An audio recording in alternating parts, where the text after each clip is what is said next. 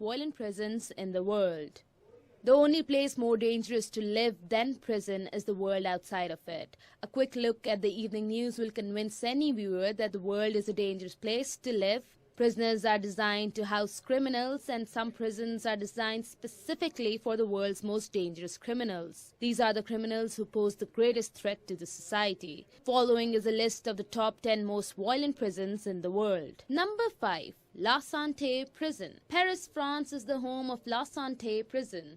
The prison is known as such a brutal place that many prisoners have taken their own lives over serving their sentence there.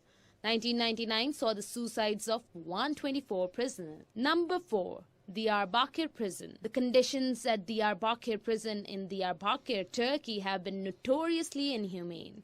One of the darkest spots of the prison's past for which it has been known is incarcerating children for lifelong sentence. Number 3. La Sabaneta Prison. La Sabaneta Prison is located in Venezuela, South America. The facilities of the prison are designed to house 15,000 prisoners, but actually houses 25,000. The prison is gently understaffed with approximately one guard for every 150 inmates. The prison is known for its violent incidents. Number 2. Tadmor Prison. Tadmor Military Prison is in Syria and is known as one of the most oppressive prisons for a prisoner to serve time in the world. Amnesty International has stated that every aspect of it was designed to dehumanize its inhabitants. Tadmor was closed down in 2001 but reopened in 2011. It is no less brutal today. Number 1 is the Carandiru Penitentiary. Carandiru Penitentiary in Brazil, South America is arguably the most violent and deadly prison in the world. In 1992, a violent prison massacre occurred when 102 inmates were shot dead. The prison is also known for terrible health problems. Ladies and gentlemen, whenever it's about overseas Pakistanis, I've seen this gentleman over here on the show as well. We even wanted a representative from Federal Ombudsman because, they actually made us a few promises, but probably next time, inshallah. So on my right-hand side, ladies and gentlemen, President of OPGF, a social activist himself, he's none other than Mr. Shakil Sheikh. Hello, assalamu alaikum, how are you? Good, how are you, sir? Absolutely perfect. Thank you very much for joining us. It's wonderful to have you. Alongside Mr. Shakil Sheikh, ladies and gentlemen, we have been joined by the Joint Secretary OPGF. He's a human rights activist and his name is superb. He's none other than Mr. Abdul Rauf Balle. Hello, assalamu alaikum, how are you? Walaikum salam, how are you doing today? Absolutely perfect. Thank you very much for joining us. And last but not the least, ladies and gentlemen, one of that leg of OPGF, which stays over here in Pakistan and makes sure that all the things are running smoothly. And he's a legal advisor of OPGF. Well, a person of this sort needs to be in Pakistan. He's none other than Mr. Shiraz Khan. Hello, assalamu alaikum, how are you? Assalamu alaikum, Jim. Thank you so much. Wa alaikum assalam. Thank you very much for joining us, gentlemen. And let's get the conversation started. So, Shakil Saab, I think in the first half, what we need to do is that we really need to highlight all of those problems which our Pakistani brethren face, probably living over there or when they come down to Pakistan. Sure. First of all, the number one agenda we have is the Pakistani living in a jail in Saudi Arabia. Yeah. Okay. Because they're not criminals. All they do, they just went to Saudi Arabia. I'm sure if I work in Saudi Arabia and I cannot afford to bring my wife and the children because my salary is so low, so I think that's exactly what happened. What they did, they bring their family, the wife and the children in Umrah visa, and they went over to stay because they said, don't worry about it, stay here. Right. Yeah. And they're running their life. One morning they're going through the checkpoints. I'm sure you guys went to Saudi Arabia. There's many checkpoints. Yeah. Okay. So they pull you over, they check your document, which you don't have it.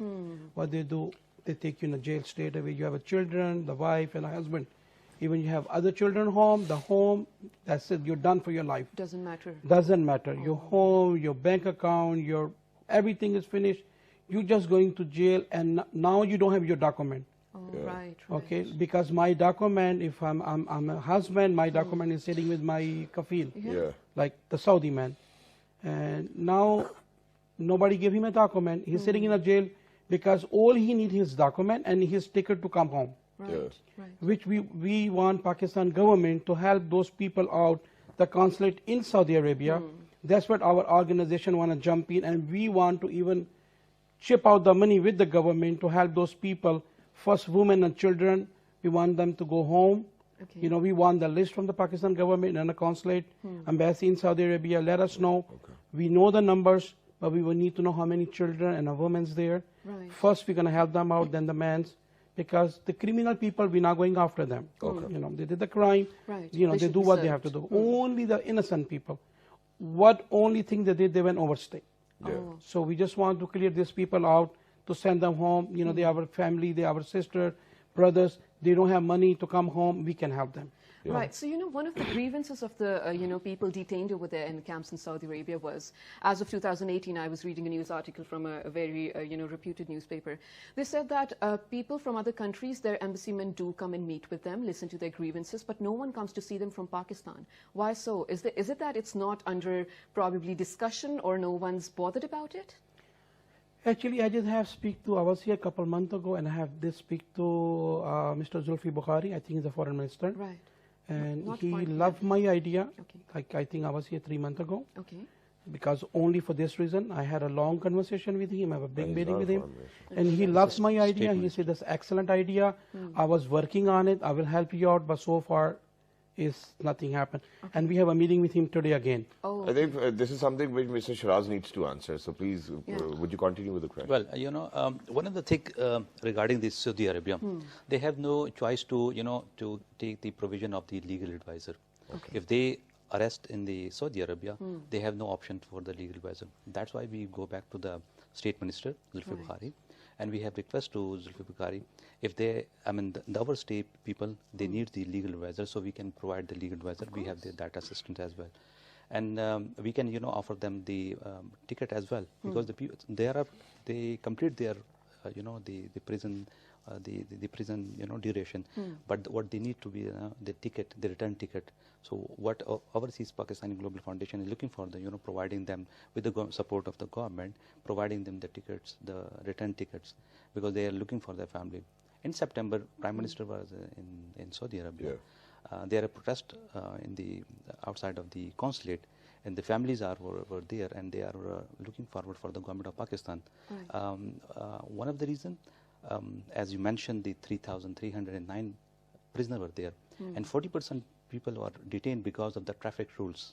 I mean, it's obviously, if I am the outside of my country, I will not, you know, aware of the traffic rules. Right, so 40% people are detained because of the traffic rules, and the 29% people are detained because of the overstay, and they are not aware how to proceed you know, the process of But this is something wrong on our end. You know, this is one thing which we need to realize, and I think that we need to educate overseas Pakistanis that not to overstay at anybody's place. I mean, for example, if we get guests for like 4 days, and if they told us before coming from Karachi or Lahore that, you know, we're going to be here for 4 days, I think I'm just going to be arranging things for 4 days. Absolutely. So 5th day is going to be a little difficult as well.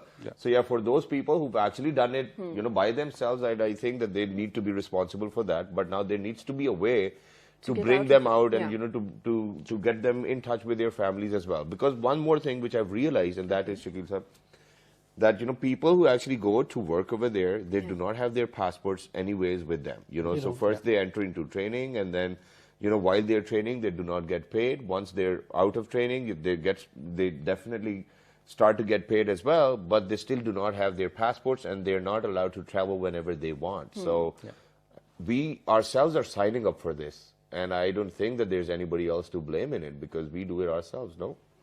But then again, that segment of the society, you know, most of them, not all of them, are not very properly educated, right? They are the ones who need to be at least told what to do and what not to do. Yeah.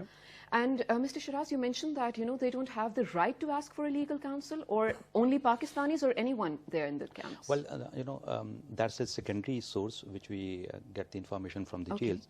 Only for Pakistani, they have no provision, because the legal system is, you know, differ from the Pakistan laws.